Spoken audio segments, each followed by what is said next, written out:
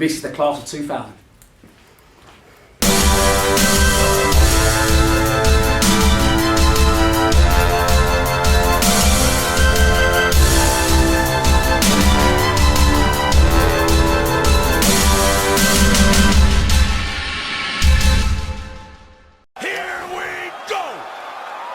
Lions TV Christmas special. We've been going for an hour. We haven't had the cameras on yet. Ronnie, Tony, and Robbie, thanks for joining us in this special. We're going to be doing. Look back at some of the times at the club. The class of 2000. Let's go, Tone. You open us up. McGee came in. Yeah. What was he like when he first came in? He was good, wasn't he? I think it was after the Brentford game. Ryan got sacked, didn't he? Yeah, he got sacked after that. Yeah. Brentford away. Did we draw? Did we get turned over? We got turned over, didn't we? I don't know, I was a bit happy then. then McGee come in, and I think he just kind of settled a little bit. Just a little bit more professional. His attitude and things, and he had a good team there though. That's what I think. What was even better, he didn't have to like tinker a bit too much. Yeah, that's the thing. I don't think he had to. I know Rhino and Macca, they brought some good boys through. But I think there was a good base of players for McGee to come in and just put it in the right way or point it in the right way. Yeah, he was different. Well, he was better than mine. He was the difference of us finishing top 6 or winning the league. Yeah. To be honest with you, he was. I think my dad probably could have taken the team, as you said, with a good team, didn't he, to the top 6, top 8. Anyone could have done it. I think McGee and Steve Brick coming in, they were the difference. Big Ray, I think, rest his soul. Big Ray, yeah. He was the one when they let him. He was there under with Macca and Rhino, weren't he? Yeah. And but I don't think they let him have the reins too much. Yeah. And I think when McGee come in, only what I see is like coming through, I see Ray a little bit more involved. Yeah. Well, probably more involved. And then I think that helped. Yeah, I mean, he got cutted off a bit McGee, but I think he was a great manager for us. I think if he obviously did well, but then when he left, that's when they got the arse out with him a bit. But for me, him coming in was the start of saying brilliant. Robbie signed you from Huddersfield. Yeah. Irish boy to Huddersfield, you come to South London, what was that like? Yeah, it was scary to be fair. Huddersfield, I think I was 16 or 17. It actually suited us because it was a small little town. It was like being an Northern sort of. I had a couple of friends from Ireland as well playing football. So it was right. When I come to London, I got to tell you it took me like 18 months to settle. But the lads, once I moved in with Sads, that was it. Then once I moved in with Sads, you moved in with Sads. I was in digs for the first I think 6 months living with a family. Mark. I can't remember second. He was a scout for me. Mark Anderson, I was with him and his family for 6 months. But then Sads, I got my Sads said, why don't you move in with me? And that was it then. Right. I've got it written in my hand. I was going to save it for later, but this fucking it's going straight in on Sads' go. It seems to be the fucking point of all destruction. I don't know what you're on about now.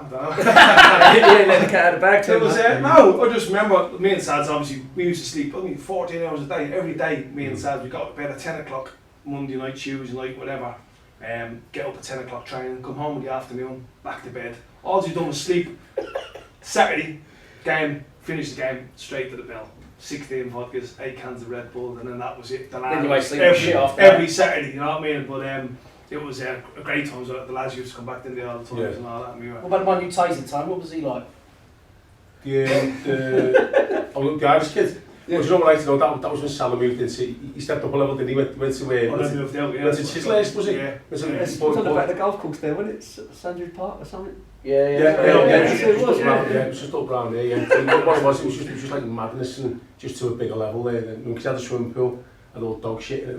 He saw like dogs, didn't he? And the worst thing, I went round there one night and everyone was pulling out, I just see the neighbours, man, the curtains open and looking out going, no, not another night of this.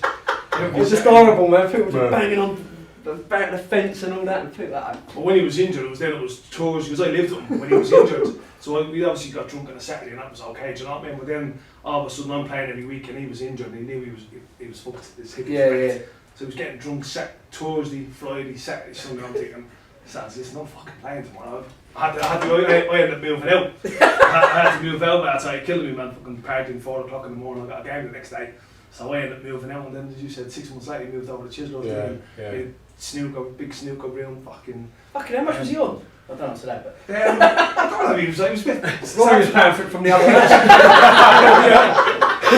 he wasn't very clever, Saz. He's very intellectual, but he wasn't very clever money-wise, was he? And he wasn't on huge money, was he? He was on Just like, fuck it. He had put all his money into his house. He ended up losing money on the house, mate.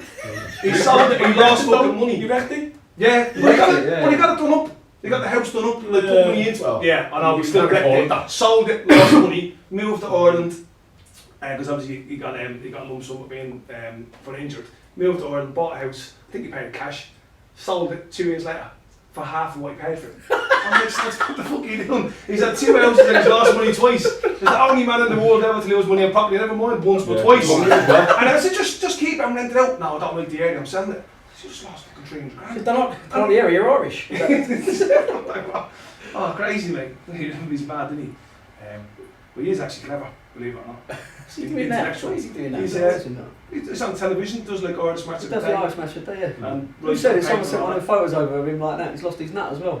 Yeah, he's lost his nut from your fucking goal kicks. Fucking spaz on that.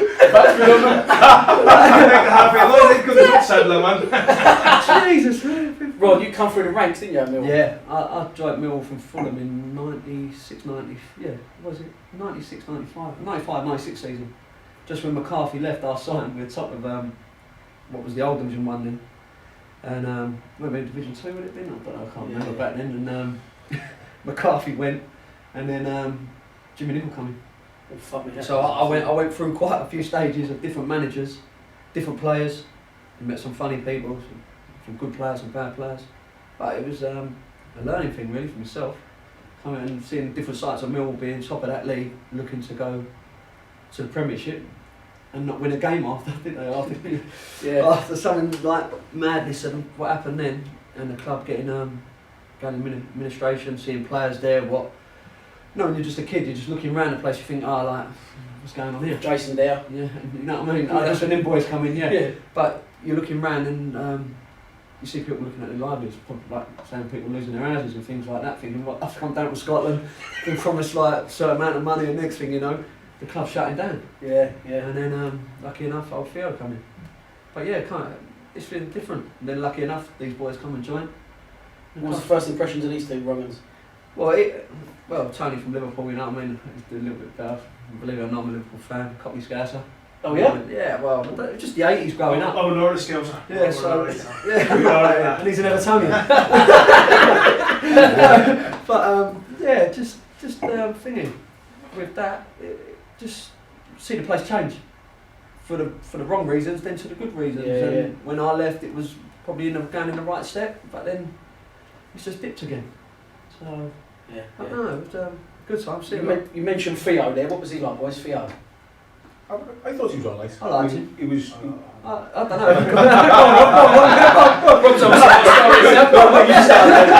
I don't know. He obviously did. Someone told me since I've left that he didn't like me, to be honest. And you fucking played enough games. That's what I'm saying. no, but like every time What about you? What about you didn't like you? Fucking fun and this one. A couple of times my dad was in the players' band. My dad, I think he was wearing the yellow shirt one time, and my dad said, "I didn't know you were the Norwich manager." And he just looked at him and goes, "Why?" Because the Canaries, he's wearing like a bright yellow shirt. So my dad always says since that day, so I'm not sure if that's why you don't like it.